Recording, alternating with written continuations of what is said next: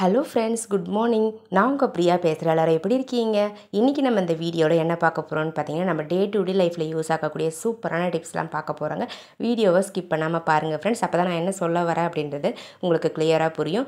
Okay friends, இப்போ நம்ம வீடியோக்குள்ளே போகலாம். வீடியோக்குள்ளே போகிறதுக்கு முன்னாடி நீங்கள் நம்மளுடைய சேனலை ஃபஸ்ட் டைம் பார்க்குறீங்க அப்படின்னா மறக்காமல் சப்ஸ்கிரைப் பண்ணி வச்சுக்கோங்க. ஓகே ஃப்ரெண்ட்ஸ், இப்போ நம்ம டிப்ஸ் நம்பர் 1 பார்க்கலாங்க. டிப்ஸ் நம்பர் 1ல் என்ன பார்க்க போகிறோம்னு பார்த்தீங்கன்னா, இந்த மாதிரி சிரப் பாட்டில்ஸுடைய மூடிகளை எப்படி ரீயூஸ் பண்ணுறதுன்னு பார்க்கலாங்க. இந்த மாதிரி நம்ம மெஷர் பண்ணுறதுக்கு ஒரு கப் கொடுப்பாங்க இல்லைங்களா, அந்த பிளாஸ்டிக் கப்பை அழகாக சென்டரில் ஒரு ஹோல்ஸ் போட்டு எடுத்துக்கோங்க. அது கூடவே ஒரு ஒயர்லேருந்து கட் பண்ணி எடுத்துருக்க காப்பர் கேபிள் எடுத்துக்கோங்க. இந்த மாதிரி அந்த காப்பர் கம்பியை வச்சு நம்ம என்ன பண்ண போகிறோம்னா, நம்ம ஹோல்ஸ் போட்டுருக்கோம் இல்லைங்களா, அதில் இன்செர்ட் பண்ண போகிறோம். அதுக்கு முன்னாடி நம்ம எடுத்திருக்க அந்த கம்பியை யூ ஷேப்பில் இந்த மாதிரி வளைச்சி விட்டுக்கோங்க. ஒரு சைடில் யூ ஷேப் இருக்கும், இன்னொரு சைடில் அந்த 2 முனைகளும் இருக்கும். அந்த 2 முனைகள் இருக்குது இல்லைங்களா, அந்த போர்ஷனை இந்த மாதிரி அந்த ஹோல்ஸ் வழியாக இன்செர்ட் பண்ணி ஹாட் க்ளூ யூஸ் பண்ணி ஒட்டி விட்டுருங்க ஃப்ரெண்ட்ஸ். ஒட்டி விட்டுட்டு அதுக்கு மேலேயும் பார்த்தீங்கன்னா ஒரு லேயர் க்ளூ அப்ளை பண்ணி ஒட்டி விட்டுருங்க. அவ்வளோதாங்க. இந்த ஒரு பிளாஸ்டிக் கேப் இருந்தால் போதுங்க, நம்ம சூப்பராக ஊசி நூலையும் கோர்த்து எடுத்துக்கலாங்க.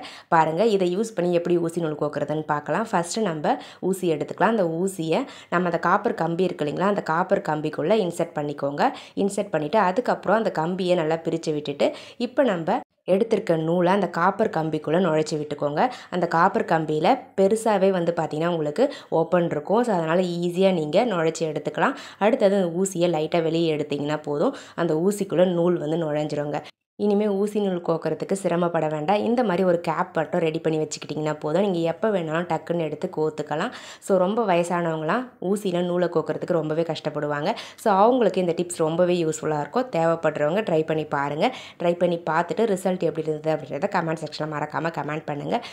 உங்களுக்கு ஏதாச்சும் இந்த மாதிரி ஐடியாஸ் தெரிஞ்சிருந்தது அப்படின்னா மறக்காமல் அதையும் கமெண்ட் செக்ஷனில் கமெண்ட் பண்ணுங்கள். நான் நெக்ஸ்ட் வீடியோவை அப்லோட் பண்ணுறேன், ட்ரை பண்ணுறேன்.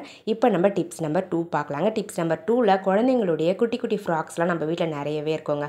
அந்த ஃப்ராக்ஸ் எல்லாம் என்ன பண்ணுறதுன்னு தெரியாமல் அப்படியே வச்சுருப்போம். ஸோ அது எல்லாத்தையுமே நம்ம ஈஸியாக ரீசைக்ளிங் பண்ணலாம். அதில் ஒரு சின்ன டிப்ஸ் தான் இன்றைக்கி நான் சொல்லியிருக்கேன். அந்த ஃப்ராகில் இருக்கக்கூடிய அந்த கார்னர் போர்ஷனை மட்டும் நம்ம கட் பண்ணி எடுத்துக்கலாங்க. கொஞ்சம் நீல வாக்கில் நான் கட் பண்ணுற மாதிரி கட் பண்ணி அந்த போர்ஷனை எடுத்துக்கோங்க. இப்போ நம்ம எடுத்திருக்க இந்த போர்ஷனை ஊசி நூல் எடுத்துட்டு அதனுடைய ஒரு சைடில் மட்டும் பார்த்தீங்கன்னா இந்த மாதிரி நீங்கள் ரன்னிங் தையல் போட்டு எடுத்துக்கோங்க ஃப்ரெண்ட்ஸ். இப்போ நம்ம சப்ஸ்கிரைபர் எல்லாருக்குமே ஒரு பெரிய ஹாய் சொல்லிக்கலாங்க. அன்னபூரணி, ஸ்ரீ சக்தி, சண்முகம், உமா மகேஸ்வரி, குயின், இந்திரா, மகேஸ்வரி குமார், விசாலாட்சி, ஜெய்ஷு, சுஜி, இவங்க எல்லாருக்குமே ஒரு பெரிய ஹாய் சொல்லிக்கலாங்க ஃப்ரெண்ட்ஸ். இப்போ நம்ம வீடியோக்குள்ளே போகலாம். பாருங்கள் ஃப்ரெண்ட்ஸ், நான் தச்சு முடிச்சிட்டேன். இப்போ நம்ம ஒரு சைடில் பிடிச்சி இழுத்தோம்னா இந்த மாதிரி அழகாக ஃப்ளவர் ஷேப்பில் கிடச்சிரும். இப்போ நம்ம ஸ்டார்டிங் பாயிண்ட்டையும் எண்டிங் பாயிண்ட்டையும் சேர்த்து வச்சு நம்ம தச்சு எடுத்துக்கலாங்க.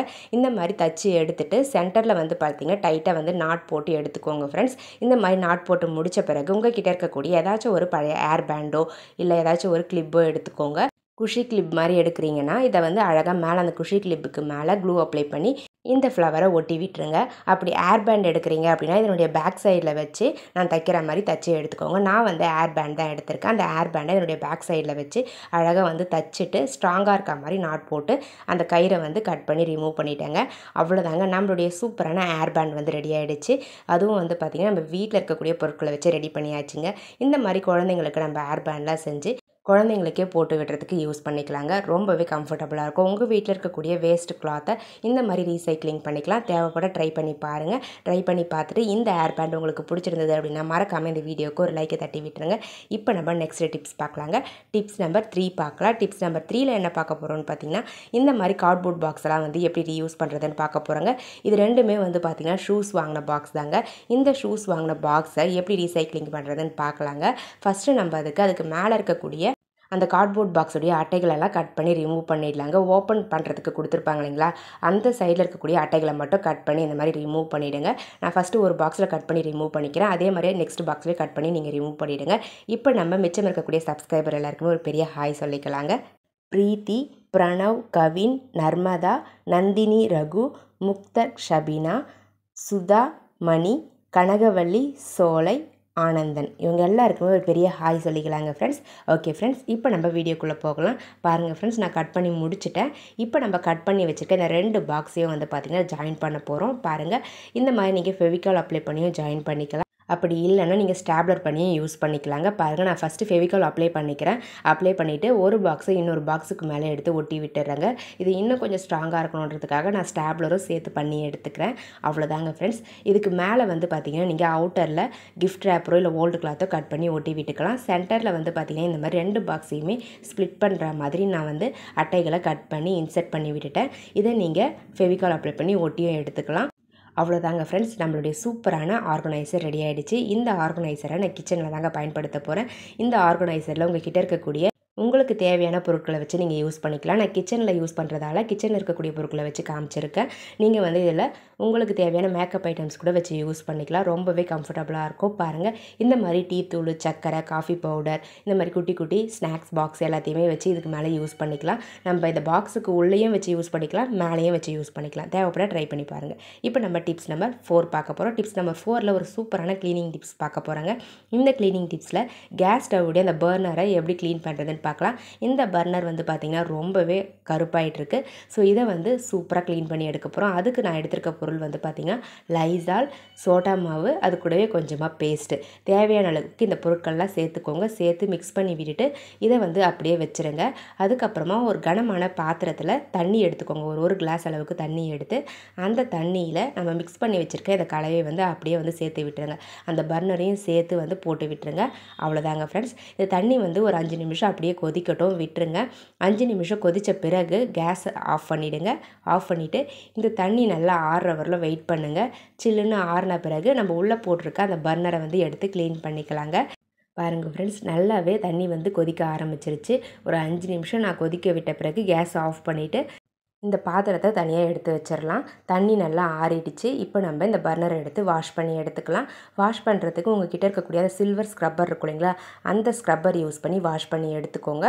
இந்த மாதிரி வாஷ் பண்ணிங்க அப்படின்னா உங்கள் பர்னரில் இருக்கக்கூடிய எல்லா அடைப்புகளுமே வந்து பார்த்திங்கன்னா ஃபுல்லாக ரிமூவ் ஆகிடுங்க ஃப்ரெண்ட்ஸ். நம்ம கேஸ் அடுப்பில் வந்து பார்த்திங்கன்னா இந்த பர்னரில் சம்டைம்ஸ் பால் வந்து பொங்கி அப்படியே ஊற்றிக்கும், இல்லை அப்படின்னா சாதம் கொதித்து ஊற்றிக்கும். ஸோ இந்த மாதிரி எல்லா ஐட்டமும் பொங்கி இதில் ஊற்ற என்ன ஆகும்னா அதில் இருக்கக்கூடிய ஹோல்ஸ்லாம் வந்து பார்த்திங்கன்னா மூட ஆரம்பிச்சிடும். ஸோ அப்படியே மூடும்பொழுது வந்து பார்த்திங்கன்னா உங்களுக்கு கேஸ் நம்ம எரிய போடும்பொழுது கேஸும் வேஸ்ட் ஆகும், உங்களுக்கு தீயும் வந்து பார்த்திங்கன்னா அந்தளவுக்கு வராது. ஸோ இந்த மாதிரி நீங்கள் இந்த டிப்ஸை யூஸ் பண்ணி க்ளீன் பண்ணிங்க அப்படின்னா பர்னரும் சூப்பராக க்ளீன் ஆகிடும். அதில் இருக்கக்கூடிய ஹோல்ஸும் வந்து பார்த்திங்கன்னா ஒன்று கூட அடைப்பு இல்லாமல் ஃபுல்லாகவே வந்து ரிமூவ் ஆகிடுங்க. பாருங்கள் எந்த அளவுக்கு க்ளீனாக இருக்குதுன்னு சொல்லிட்டு உங்களுக்கு தேவைப்பட ட்ரை பண்ணி பாருங்கள். இப்போ நம்ம டிப்ஸ் நம்பர் 5 பார்க்கலாங்க. டிப்ஸ் நம்பர் 5ல் இந்த மாதிரி இண்டக்ஷன் அடுப்புலாம் இருக்குது இல்லைங்களா, அந்த அடுப்பை வந்து எப்படி க்ளீன் பண்ணுறது தெரியாமல் நீங்கள் முழிச்சிக்கிட்டு இருந்தீங்கன்னா இந்த டிப்ஸ் உங்களுக்காக தாங்க. அந்த அடுப்புக்கு மேலே இருக்கக்கூடிய அந்த போர்ஷனில் நீங்கள் ஃபஸ்ட்டு உங்கள் கிட்டே இருக்கக்கூடிய சோடா மாவை ஒரு 1/2 ஸ்பூன் அளவுக்கு எடுத்தால் போதுங்க. அதுக்கு மேலே லைட்டாக ஸ்ப்ரெட் பண்ணி விட்டுருங்க. இந்த மாதிரி ஸ்ப்ரெட் பண்ணி விட்டுட்டு அதுக்கப்புறம் நம்ம கிட்டே வேஸ்ட் புக்கெலாம் இருக்கும் இல்லைங்களா, நோட் புக், அந்த புக்கில் இருக்கக்கூடிய பேப்பர்ஸை வந்து எடுத்து இந்த அடுப்புக்கு மேலே அப்படியே வச்சு விட்டுருங்க. அந்த சோடா மாவுக்கு மேலே நீங்கள் வச்சு விட்டுட்டு லைட்டாக தண்ணி வந்து தெளித்து விட்டுக்கோங்க. எந்த அளவுக்கு தண்ணி ஆட் பண்ணணும்னா இந்த பேப்பர் வந்து நனைஞ்சி அந்த நம்ம அடியில் வந்து போட்டிருக்கோம் இல்லைங்களா சோடா மாவு, அந்த சோடா மாவோட நனையிற அளவுக்கு நம்ம தெளித்து விட்டுக்கணும். பாருங்கள், இந்த மாதிரி கொஞ்சம் நேரம் அப்படியே விட்டுட்டு அதுக்கப்புறம் நீங்கள் அந்த பேப்பரையே யூஸ் பண்ணி நீங்கள் அந்த அடுப்பை க்ளீன் பண்ணால் போதுங்க. உங்களுக்கு சூப்பராக வந்து அதில் இருக்கக்கூடிய அழுக்கு எல்லாமே ரிமூவ் ஆகிடும். இதுக்காக நம்ம ஸ்பெஷலாக எதுவும் வாங்கி யூஸ் பண்ண வேண்டிய அவசியம் இல்லைங்க. நம்ம நார்மலாக சமையலுக்கு யூஸ் பண்ணுற பேக்கிங் சோடா இருந்தால் போதும், அதுவும் 1/2 ஸ்பூன் இருந்தாவே போதுங்க. சூப்பராக வந்து க்ளீன் பண்ணி எடுத்துடலாம். ஸோ இந்த மாதிரி நீங்கள் உங்கள் வீட்டில் இருக்கக்கூடிய இண்டக்ஷன் அடுப்பை இந்த டிப்ஸை யூஸ் பண்ணி ட்ரை பண்ணி க்ளீன் பண்ணி பாருங்கள். ரிசல்ட் சூப்பராகவே இருக்கும். பாருங்கள் எந்த அளவுக்கு வந்து ஈஸியாக வந்து க்ளீன் ஆகுதுன்னு சொல்லிட்டு. நம்ம ரொம்ப ப்ரெஷர் கொடுத்துலாம் தேய்க்க வேண்டியது இல்லைங்க. லைட்டாக தேய்ச்சா போதும், ஈஸியாக க்ளீன் ஆகிடும். உங்களுக்கு வந்து கையும் வலிக்காது, அதே நேரத்தில் ஈஸியாக க்ளீன் பண்ணி முடித்த மாதிரியும் இருக்குங்க. நான் க்ளீன் பண்ணி முடிச்சுட்டு உங்களுக்கு காமிக்கிறேன்.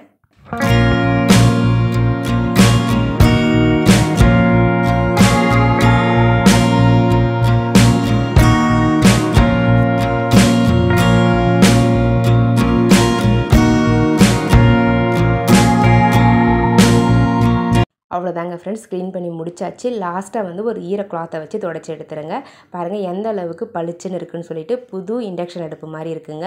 ஸோ இந்த மாதிரி ரொம்ப அழுக்கு படிஞ்சிருக்கக்கூடிய உங்களுடைய இண்டக்ஷன் அடுப்பை இந்த டிப்ஸை யூஸ் பண்ணி ட்ரை பண்ணி பாருங்கள். 2 பொருள் போதும், பேக்கிங் சோடாவும் பேப்பரும் இருந்தால் போதும், ஈஸியாக க்ளீன் பண்ணி முடிச்சிடலாம்.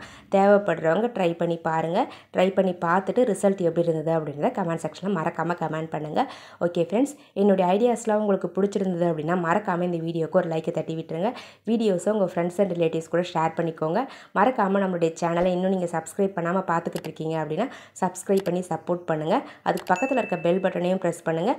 அதுக்கு பக்கத்தில் இருக்க ஆளுன்ற பட்டனையும் ப்ரெஸ் பண்ணுங்கள் ஃப்ரெண்ட்ஸ். அப்போ தான் நான் போடுற வீடியோஸ் உங்களுக்கு உடனுக்குடனே நோட்டிஃபிகேஷனாக வரும். ஓகே ஃப்ரெண்ட்ஸ், இதே மாதிரி இன்ட்ரெஸ்டிங்கான ஐடியாஸோட நெக்ஸ்ட் வீடியோவில் பார்க்கலாங்க. தேங்க்யூ ஃபார் வாட்சிங் video. Thank you so much. Keep supporting me friends. Okay friends, பாய்.